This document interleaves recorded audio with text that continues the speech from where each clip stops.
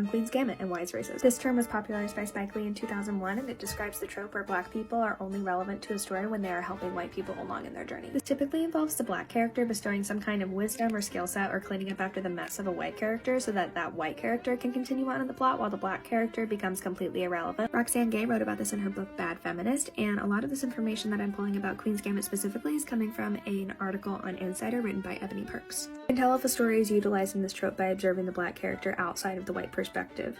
Are they using this wisdom and skill set to further their own life, or are they only benefiting the white protagonist and then disappearing completely from the narrative? All of this is the entirety of Jolene's character in Queen's Gambit. Jolene is written as a two-dimensional plot device that is used to further a white narrative. Also, let's not forget they use the only black character to introduce the white character to drugs that she then tries to overcome an addiction for the entire show. If you like the Queen's Gambit, you should also be ready to talk about why it's problematic and could have been written in a more inclusive, intersectional, and less racist way. Like, I'm here to unclog it. I was like, okay, and so you just came in and you, Hi, my name is Mercury. I'm a trans maintenance lady. And first and foremost, I want to say this was awful. And I'm so sorry you had this very traumatizing experience. Your space, your home, is yours. No one else's. They may own the property, but they don't own your home or your consent. They should be getting your consent before they come in. Now, here's the reality. When you put in a work order, some leases state in there that when a work order happens, they can do it on their leisure during work hours.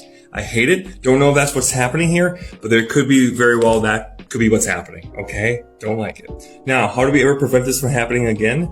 When you call next time, make sure that you tell them, I want you to call me before you entering my home. If they can't respect that very simple thing, then this is a place I would get out of as soon as you can. I send you my love. I'm so sorry this happened. What are you watching? Oh, it's Tobuscus' Minecraft playthrough. He's about to go to the Aether. Very cool. What are your thoughts on blatant racism? What?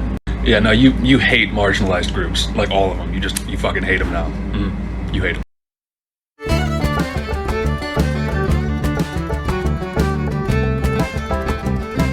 Someone asked me in my comments what the difference between intersectional feminism versus womanism is, and I've lost the comment, but I'm gonna respond in this video. So if you're the person that asked, hopefully you find this. Intersectional feminism was developed by Kimberly Crenshaw. Intersectional feminism looks at all types of women, so their religion, their race, their ethnicity, their gender, their sexuality, their physical ability, their class. It explores all of these factors to see how women experience oppression. Womanism is different because it's actually not a branch of feminism. Womanism is a movement for black women that explores how colorism, racism and sexism impact black women in our society. It only focuses on black women. I hope this helped. Okay, so I wasn't gonna bring this up again, but my notifications will not shut up because TikTok decided that this one was worthy of going viral. I have some thoughts, I'm gonna yell about them a little bit, and then I'm never gonna bring this up again because I'm already bored and tired of this conversation. First of all, men, shut up. I literally do not care what you think, whether you agree with me or you disagree with me. No more of this. No more of, well, in my opinion, just shut up. Shut up. No, not everything requires men's opinions. I literally said that in the video. That comment section was for girls only, not y'all. Second, the amount of comments that I've gotten that are like, it's not a slur, but it is derogatory, and then in the same sentence will be like, but if a man says it, baby. That is what happens when something is a slur. People not within the marginalized community call you a slur, then yeah, that fucking hurts because they should not be saying it. Use your common sense, guys. Third, gay men, y'all are still men. It aligns with the second point. No more of this. No more. You may be gay. That does not stop you from being a man. And I said women. Women comment because this is a slur against women. This does not involve y'all. Fourth, cis people, stop telling trans and non-binary folk whether they count or not. If you are trans or non-binary and you ask whether this still applies to you, I personally do not feel comfortable answering that. I'm cis, it's not my place. But I do encourage you to bring up this discussion in your own spaces from an unbiased point of view. Because people are coming at this with a very biased perspective and it's getting really irritating. But yeah, that's all I have to say about this topic. I'm not going to bring it up again because I'm honestly just over it. I guess thanks TikTok for making that one go viral.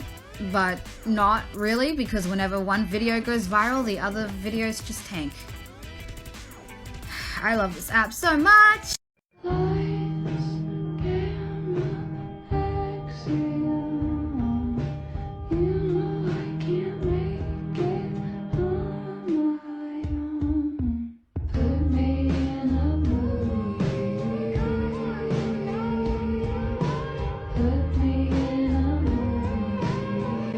Hey guys, what to do when a girl is at your spot and doesn't want to smash? Two options. A, you can kick her out, which I've done that plenty of times. Or B, you can start working, like just leave the bedroom and start working, doing on your business, whatever it is.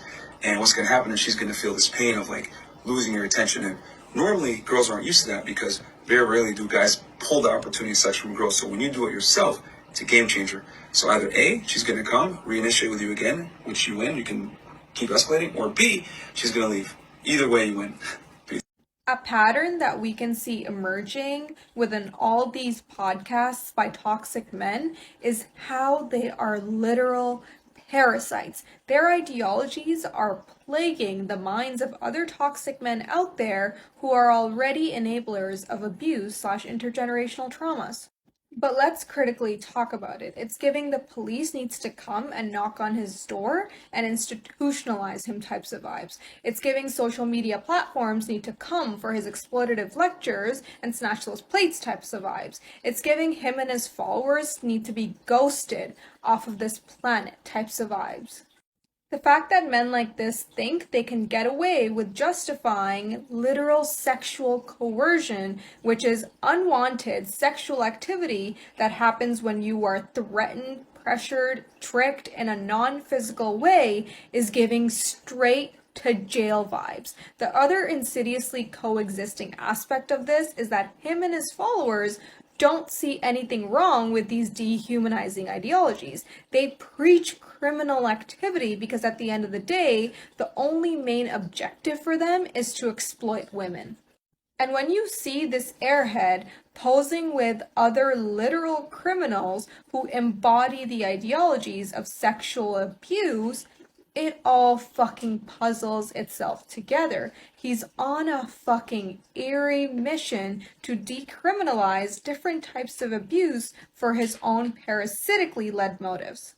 For all my comrades out there who are seeing these toxic narratives playing out, can we stand in solidarity with survivors who have been forced to live the realities that are being so hegemonically preached by men on his podcast? The consequential work needs to get done before somebody else gets horrifically hurt by the violences that him and his enablers are widely perpetuating. You certainly did say that, didn't you? Can't say that your sad username or anonymity surprised me. You're certainly a coward, but at least you're smart enough not to put your face to your misogyny. Also, this is completely irrelevant to the topic at hand, but Carey Mulligan is fucking gorgeous, and I highly doubt you've ever touched a woman. So let's get into the real bullshit of the point you're attempting to make. Sexual assault isn't about attraction, it's about power. It's about weak men trying to exercise their own insecurities by hurting someone else. And this toxic idea that a woman's attractiveness contributes to her likelihood to be a victim of sexual assault is one what was she wearing away from being victim-blaming fucking bullshit. 1 out of 5 women in the United States are reported victims of sexual assault, and it's estimated that 3 out of 4 women don't even go to the police, which means that for about every 1,000 rapes, only 230 are reported. I wonder how many of those victims would meet your personal beauty standards. There are over 200,000 untested rape kits in this country, and men like you would rather spend your time invalidating women. This is so true. If a woman says she experiences X, men will say, no you don't, and dismiss their experience. If a lot of women say they experience X, men will say, no they don't. Women are just attention seeking and love playing the victim. If globally women say they experience X, men will say, what about male victims? Not all men, stop being divisive, you clearly don't care about men, it's misandry, I've never seen it, so it's a lie.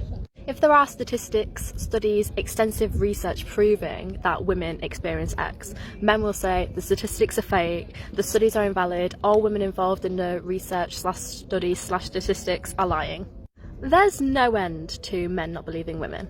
Maybe it's not that women are lying, it's that men don't want to believe women because 1, they have a guilty conscience, and 2, as soon as they do, they have to take responsibility for changing the culture that misogyny flourishes in.